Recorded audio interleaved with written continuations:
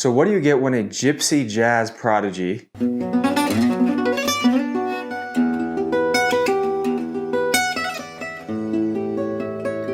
picks up the electric guitar?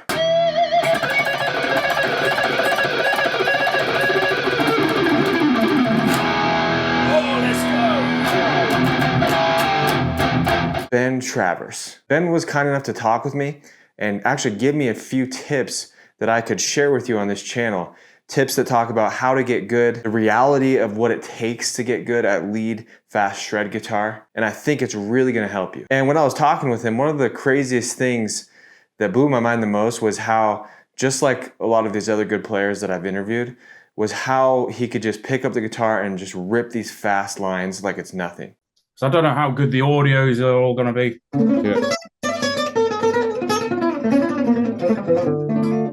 Yeah, sounds great. Yep. And truth be told, I wanted to do a video on Ben specifically because not only is he a monster with his technique, but in my opinion, he's reviving the raw passion and grit of 70s and 80s shred guitar.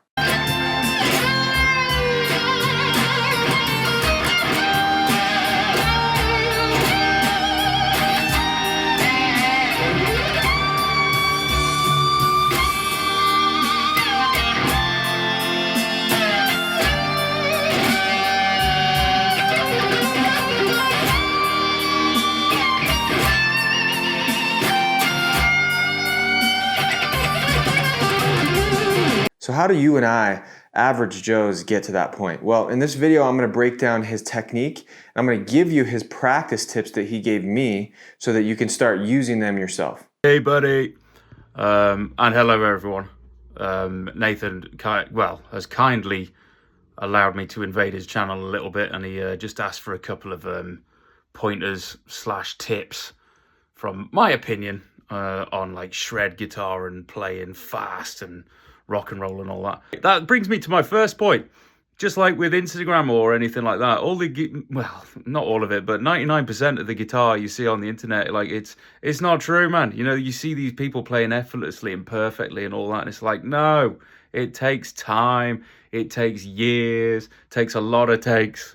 So I think my first thing is don't get discouraged with the how easy it looks for some people. You've got to spend your life doing it is my first thing, pretty much. 3 days, I'll transform your picking. No, I won't. No, I won't. It's impossible. No. You know, 3 days, I'll change your picking. No, it takes years. Anyway, so my first thing is yes, it is that hard, and your frustration is founded. I'm frustrated too, and it takes a long time, but it is worth it because let's be honest, it's cool, isn't it? It's great. I love it. So one of the first tips he gave me was to start solving mistakes at a micro level. So here's what he meant by that. He first started off talking about how, you know, note groupings of 3 notes per string or 4 notes on a string or pentatonics like 2 notes on a string are very different. Just because you're good at alternate picking 3 notes per string or 6 notes per string, you know, doesn't mean you're going to be good at 2 notes per string. So what he did was he would zoom in on these different note groupings and he would practice the required move. From what I got from him, at least, he would practice religiously, obsessively almost. He even called himself a little bit neurotic about it, which aren't we all? But he would practice the movements required for each of those note groupings. So for 2 notes per string, it's a lot harder because you have less time before you have to transition to a new string. 6 notes per string, you know, you have a lot more time. You know, you have a lot more time to transition strings, but 2 notes per string, oops.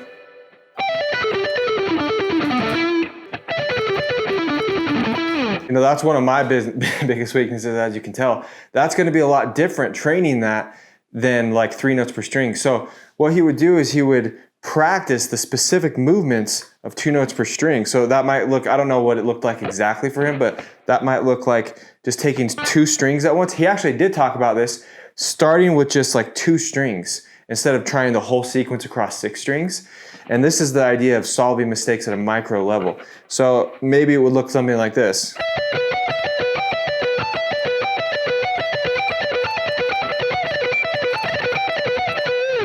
That sounds shitty, obviously, because I'm not good at 2 note per string. But the idea is that on just 2 strings, he's going to train those movements of 1, like 1 2 1 2 1 2 1 2 1 2 1 2. You can even do this with just the right hand. The third tip that he gave was to work out specific movements while watching TV. And I've actually heard Baxty say the same thing, and Baxty's crazy. There's a difference between playing and practicing, obviously, but it's very important, I believe, that you have to be able to enjoy what it is that you're doing.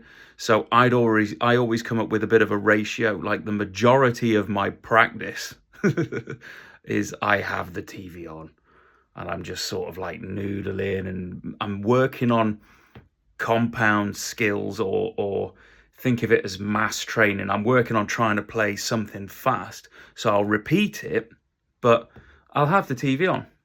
Excuse me. And I'll just be noodling around, pushing it a little bit, relaxing, pushing it a little bit, relaxing, and spending some time getting my hands just repeating. I spend a lot of time just kind of passively practicing, and then I will, for a small period of time, effectively focus on it. I have like a specific method where I'll literally just do, a minute of real concentrated practice and pushing it, and then I'll relax for 30 seconds and then try it again. No different than training, resistance training, or high intensity intervallic training. Same sort of thing. Just watch a podcast or something and practice those movements. I actually am doing this currently with a sequence. It's like a Paul Gilbert type of sequence where you go.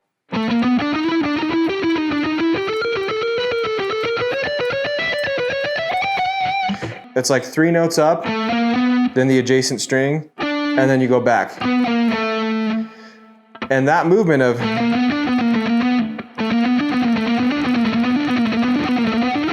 that can be really hard to get back and forth from the outside of this string to the outside of this string, like that. The movement is this outside of the string movement that can be really clunky and bouncy. So to bypass this, I'm actually using a hybrid pick. So I'm actually hitting the adjacent string with my middle finger.